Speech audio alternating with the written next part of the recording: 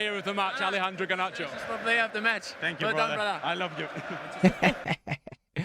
Isn't it nice to have a big old beaming smile on your face watching Manchester United? It feels like we haven't been doing that many times this season.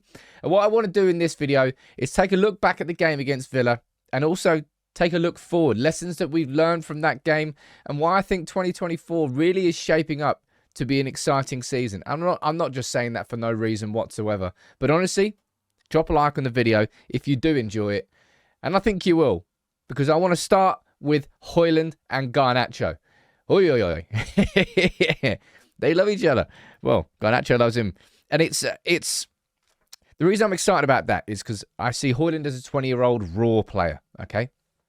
Far from at his peak, but somebody who I can absolutely see being a Manchester United player for 3, 4, 5, maybe longer years. Garnacho, 20. Oh, actually, Garnacho's 19. Sorry, Hojlund's 20. But Garnacho, I see him being a United player for 4, 5, 6 years. I see these two being staples inside this squad for a long time. And we've had an aging squad for what feels like kind of forever. But in these two, and others inside this squad as well, you can see the framework for a younger squad emerging that maybe Ten Hag will get the opportunity to finish. Maybe, depending on what happens in the second half of the season, it won't work out that way.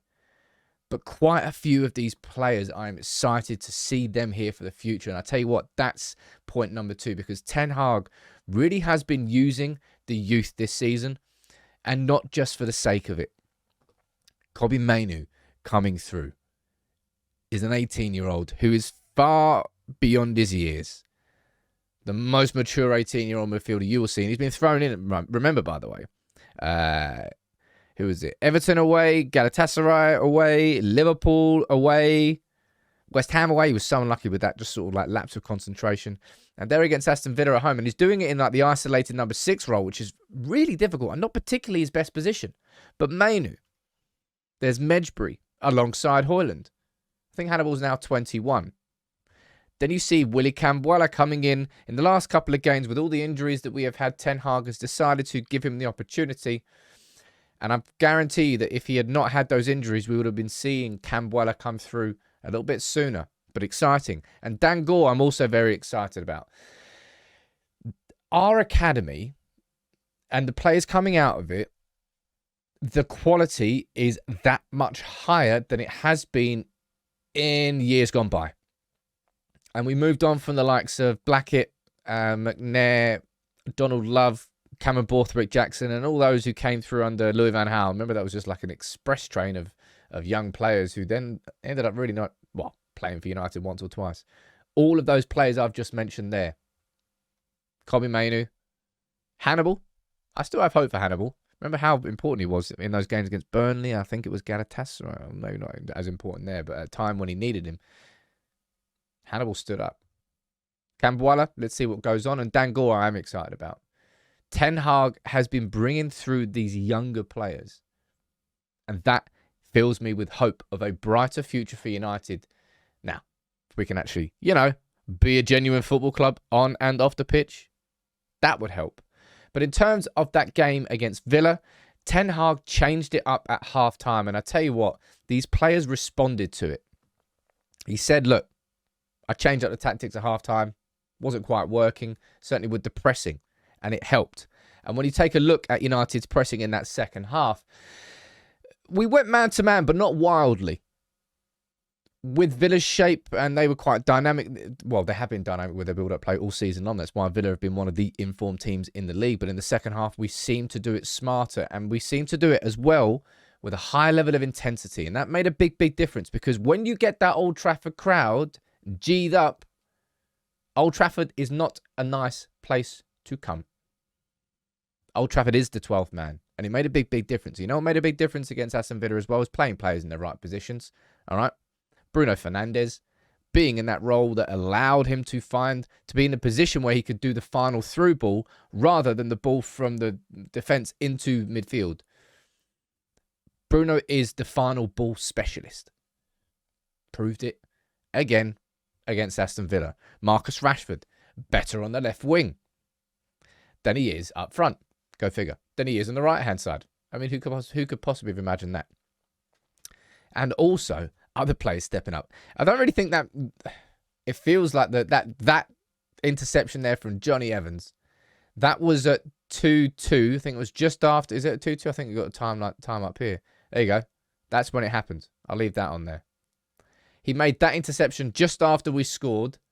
Johnny Evans has been one of the most pleasant surprises this season. Never would have imagined him coming in would have been something that I enjoyed as much as I have. He's been great. Maybe great's a bit... Nah, sorry, he has been great. I've loved watching him. And this save from Onana as well was big. Definitely hasn't been talked about that much. Seems to be that with Onana, the only things that get highlighted are mistakes. And I suppose that's not... That kind of happens a lot with goalkeepers. But yesterday, Ten Hag changed it at halftime and the players responded. And playing players in their best positions. And players delivering, like Evans and Onana. But one thing Ten Hag did against Villa that I've been calling for a long time, dropping Scott McTominay had a real, genuine impact on that team and how we played in that second half. Eriksen being deeper allowed Bruno to play further forward. It allowed Eriksen to be that man who supported Mainu. Eriksen is not going to be the solution in the long term to this midfield balanced setup. Okay? He doesn't have the legs out of possession anymore. It's just his age. It doesn't suit that role. However, as a creator from deep, Eriksen still has so much quality. And as I said, it freed Bruno up to focus on the role that he wanted to do. Rather than if that was McTominay, then Bruno would kind of feel more responsibility for dropping deeper. Even if his manager's not telling him to, he would do it. To drop deeper to try and build up the play from the back. But Eriksen being in there instead of McTominay, McTominay will have a place in the squad this season. But he is a squad player for Manchester United. And it's not unfair to say that. That's just reality. Certain players are good enough to start for Manchester United week in, week out in this team that Ten Hag is building. And certain players, they have their strengths that are mainly coming from the bench. And McTominay, for me, falls into that category. And I think we saw that against Villa in the second half. Well, the first half, look, I'll be honest, I actually thought we played quite well in the first half. Other than the fact that we conceded 2 absolutely disgusting set pieces. Horrendous defending. I don't think we played that badly in the first half. Certainly not enough to be 2-0 down. But Ten Hag, you did what I've been wanting to see for so long. You dropped McTominay, and I think it made a big difference to how Bruno could play and how United played overall in that second half, especially when we were chasing the game. And you know what I'm going to say is number 5 here? I'm excited for the year ahead, right? I really am excited for what's coming up next. Will Erik Ten Hag be our manager come the end of the season? I'll be honest. I think that is completely up to him now. If Ten Hag can turn this second half of the season into more of what we saw last season. Remember when we came back from the World Cup and that 6-week period where United were, man, we just clicked. Something, we went up another level. I think Rashford was probably the informed team in all of Europe's top 5 leagues. We beat City, we beat Barca, we won the League Cup. If we can reach those levels, then I think Ten Hag can absolutely be the man to continue through this Ineos regime. But we're finally going to be getting the Glazers out of control. I mean, it's already started. The Glazers don't have the final say on transfers. The Glazers can't take dividends out anymore. The Glazers can't sell to anybody else without consulting Jim Ratcliffe first. The shift is beginning. And I'm excited to see where it takes us. And I hope that Ten Hag can be the manager who takes us through that. And that performance against Villa, with the excitement of what we're seeing with some of these younger players, man. With the excitement of what we're seeing with other younger players. And the youth that is a real core of this squad. Maybe not overall core, but there are elements being dropped everywhere. More quality is needed. More signings are needed. More structure is needed behind the scenes. My word, it is. But as much as it has been doom and gloom, I think there were some real positives to take from that game against Villa. And we've got to take it into the Forest game now and then head into 2024 really optimistic. It's my default position, I know it is. But I think from that Villa game, and with the takeover, there genuinely is reason to have it.